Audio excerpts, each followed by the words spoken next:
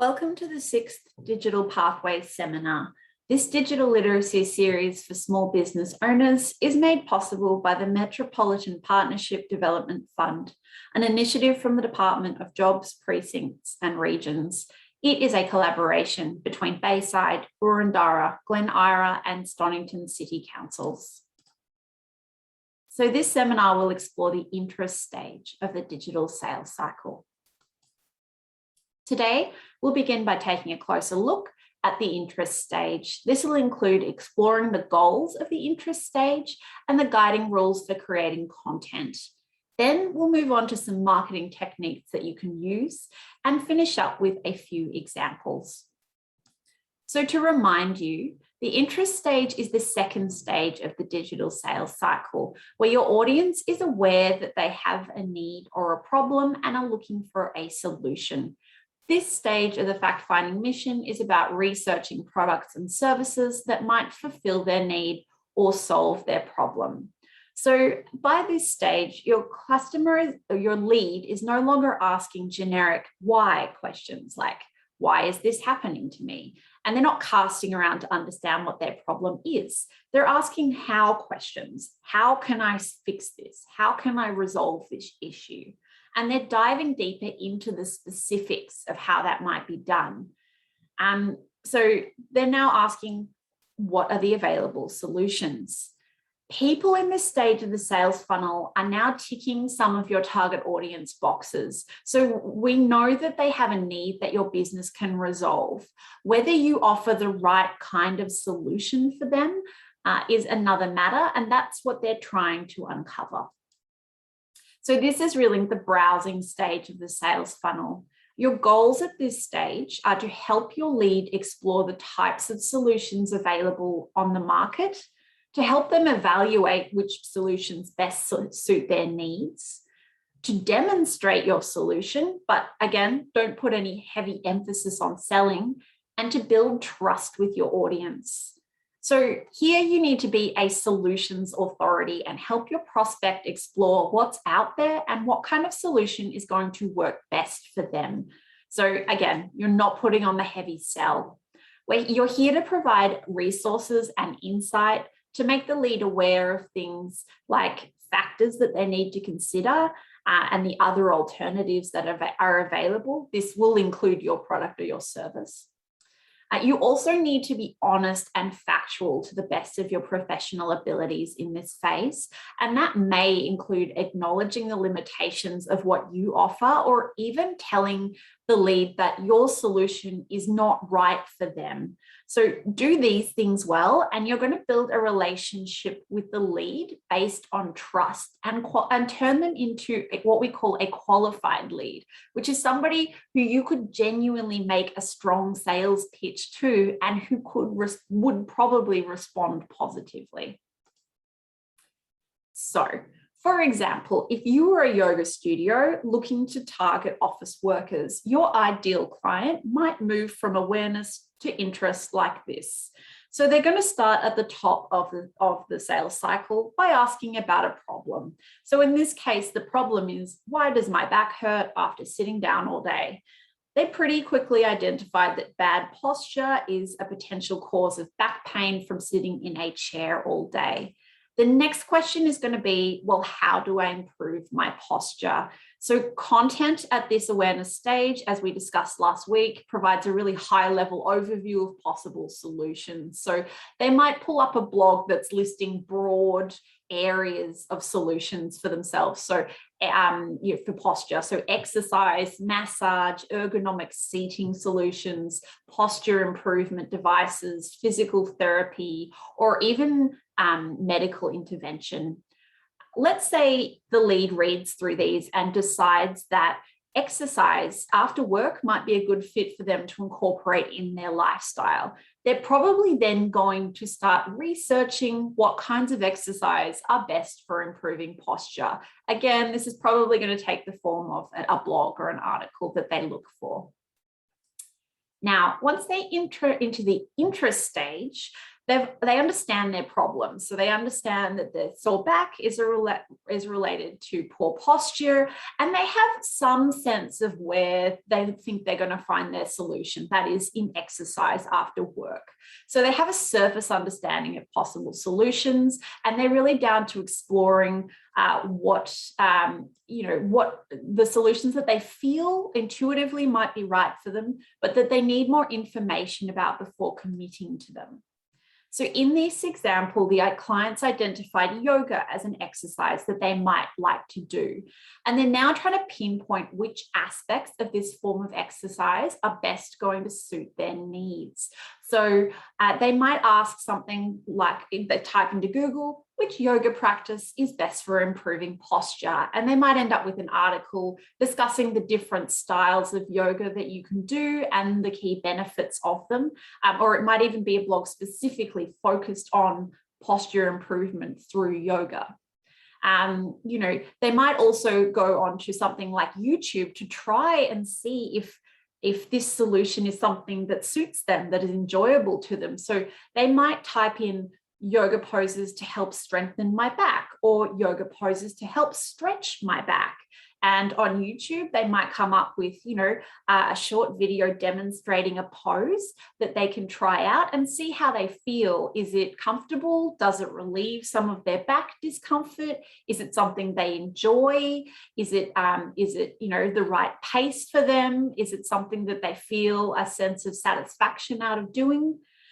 They might also ask, other questions relating to the suitability of the solution for them. So a medical question like, can I do yoga if I have asthma, might come in there as well. So as the yoga studio, answering the questions asked at this interest stage is a great opportunity to demonstrate your industry expertise as a yoga studio business focused on helping office workers lead a balanced and pain-free lifestyle. It is also a prime opportunity to build trust with a potential customer by giving them useful and actionable advice that helps them make the right decision.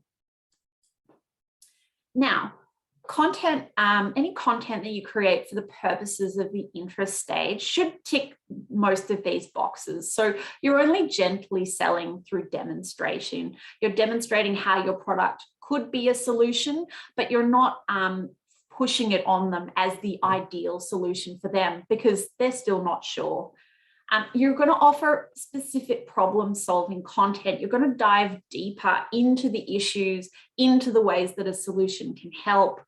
Look at the details, look at the different factors that an audience might be interested in. You're going to explore alternatives. So you're going to help people think more broadly about what else is available out there. As within yoga, you might be looking at different yoga styles, which, maybe your studio offers one style, but actually, someone with, maybe a previous spinal injury or something who has back problems needs a different kind of yoga that you should send them off in that direction instead. Highlight factors of consideration, things to think about like time commitment, costs, longevity, age limitations, any kind of things like anything like that. Also, assume your audience understands their problem or need at this point. So if this is really important for tone, you need to be talking to your audience as though you're assuming they are already well versed on what their problem is. So you're not talking down to them. You're really talking to them as an informed individual who is seeking more resources. It's really up to your lead at this point to work out whether or not they have worked out what their problem is. Don't talk down to them. Talk to them as though they are on the same level of information as you, and you are just a solutions resource provider. So types of interest generating content, I've sort of broken it up into 3 categories, but a lot of these techniques do more than one thing at a time, and they can, they interrelate to one another. So this is by no means, these are no means set binaries here. Interest generating content, if you want to go on a deep dive into some questions that someone considering solutions for a problem might be looking for, you might want to produce something like long film content like white papers, blogs or videos, similar to what we talked about at the awareness stage before, but taking a deeper dive. Ways to build trust. So the way you build trust is by being reliable and honest, not pressuring them to sell or to buy anything. So you might offer them something like a free trial that lets them sample whatever you're offering and explore whether it's right for them. And you also want to be communicating with them somehow, regularly touching base with them. Something like email marketing can be a really good way to do that. If you have their email and you're sending them information periodically that's helping them make a more informed decision, or something like social media where you're posting regularly and they feel like they can engage with your brand. The other thing that you need to do is help a lead decide if a solution is right for them. So again, it's going to be a matter of letting them sample. It could be a matter of letting them sample your product through a free trial. You could ask them a quiz, give them a quiz. For example, if you, based on your answers, this is probably the right solution. You can provide case studies so that your lead can read through them and identify, elements of their own situation that align with that of the case study and go, okay, so this case study used this solution, that might work for me as well. Responsive customer service is also very important here. Having a customer service set up that responds quickly and knowledgeably to questions that someone might be asking at this phase. So now we're going to move into some examples of the interest stage in action. The first one I have here is a non-traditional example of the interest stage being used very effectively. So this is Charlotte Palomino. She is a beauty and skincare influencer who currently has a business called Dieu. Now, this brand only sells 3 products. It sells a face serum, an eye cream, and reusable eye masks. However, Charlotte's established herself as an authority on the technical aspects of the beauty industry. So although some of her content does feature her skincare products at points, it's mostly discussing wider issues in the industry. Things like sun protection, laws around chemicals used in skincare, and media spin, which is used to sell product. And the way that she does this is through video. She does reels, she does TikTok videos, and cross promotes across TikTok and Instagram quite heavily. So here we can see a few examples of her videos. Here's one on dupe culture in skincare and the downsides of that. In the skincare industry, a dupe is just a cheaper copy of an expensive product. She's talking about the complexities there. Here's a video of her talking about drinking coffee doing damage to your skin and sort of debunking the idea that what you eat plays a really significant role in what your skin looks like, particularly when it comes to drinking 1 coffee a day.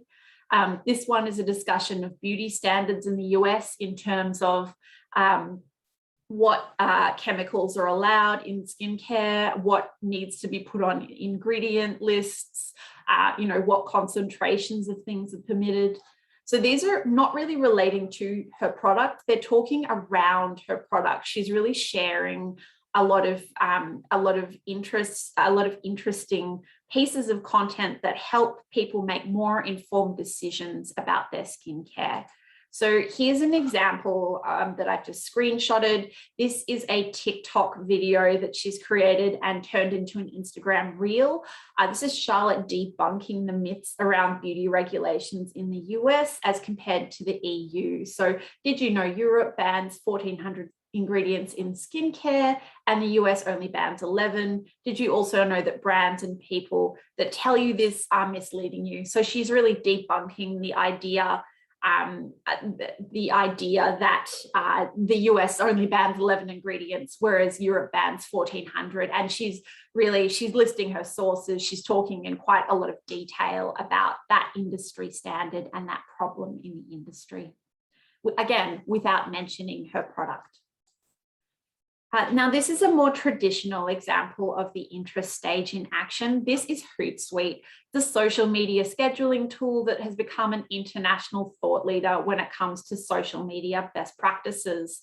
This is, as I said, quite a traditional example of a company's offering at the interest stage of the sales cycle. So here, what we have is a blog on creating a social media calendar. So someone who is looking for social media scheduling solutions or ways to become more consistent on social media might, in their awareness stage, come across the concept of a social media calendar, and then in the interest stage, want to read more and learn more about it. So within this, we also have the opportunity to download a free customizable social media calendar template. So basically a free trial. But to do that, you have to give your email and quite a lot of information about your business and so on. So we can actually see that Hootsuite is cramming 3 different interest stage tactics. So blogging, free trial, and email marketing into one. Now, this is a very well thought out piece of content, interest generating content. But as a small business, you don't necessarily have to be this thorough. You don't need to cram 3 different techniques into one. Just having the blog would be enough as one option. Just having a download would be another option, and just encouraging people to sign up to a newsletter. These all being linked is very clever, but you may just want to have, you can download this free white paper, and to do it, I just need your email. It doesn't have to be quite so slick, basically. Okay, so we're going to move on to an example of someone else moving through the interest stage. So you will remember Eco Eddie from seminar 3 of this program. So I just wanted today we're going to look at Eco Eddie as he goes to buy a new bag for commuting to work via bike in this app. So we're going to look at Eddie's buying habits, just to remind ourselves about what he likes and who he is. So we know that Eddie relies heavily on word of mouth and recommendations from his friendship group who have similar tastes and values. He then researches Google, using Google, or sometimes even Google Scholar. So he'll do a deep dive into possible solutions. He also follows eco-conscious blog writers and scours local culture publications for eco and ethically conscious businesses to try out. So the reason that I'm not using the cafe example here is because in hospitality, a lot of the time, the interest stage blurs with the desire stage of the sales cycle. So for the purposes of clarity in this seminar, we're just going to be looking at this side of Eddie today. So his interest in commuter bags. So Eddie, like we looked at just then, generally looks to his own social and parasocial bubble for awareness about products. He relies heavily on word of mouth from his friends, as well as his social media networks and the eco bloggers that he trusts as sources of reliable information.